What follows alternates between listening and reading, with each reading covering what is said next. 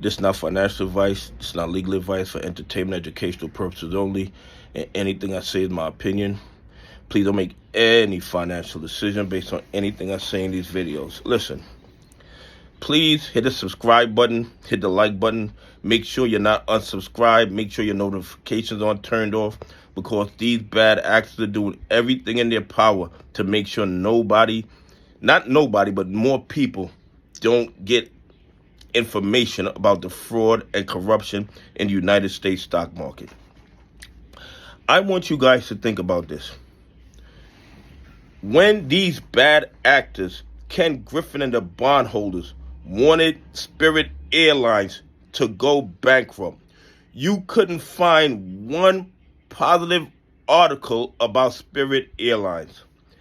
Every single day you would see articles about Spirit Airlines being terrible, or how bad it is, that it's going to zero, and all these other things.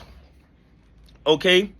In the span of a few months, now that they got Spirit to file for bankruptcy, they got their politicians' buddies to stop the JetBlue Spirit merger, and they got a bankruptcy judge to let them buy Spirit for pennies on the dollar.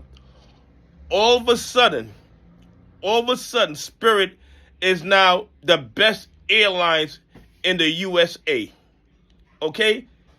This is just another form of manipulation, in my opinion, and this just shows you how much control these bad actors have over mainstream media.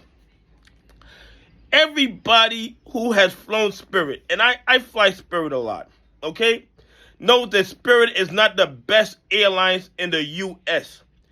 This is just a manipulation article to get people to buy into Spirit now that Ken Griffin and the bondholders are the owners of Spirit, when they were not the owners of Spirit, and Spirit was having all these so-called problems and so-called issues.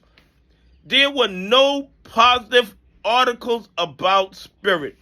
But now that they own it and they trying to get retail investors to jump back in, they are putting out these articles about Spirit being the best airlines in the United States of America. Let me tell you something.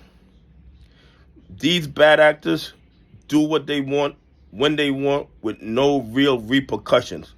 The only way we're going to hold them accountable is in a civil courtroom in front of a jury, because these guys are not afraid of the SEC, the DOJ, or the FBI. Matter of fact, it's not even about afraid. They have no respect for them, because they do things like this.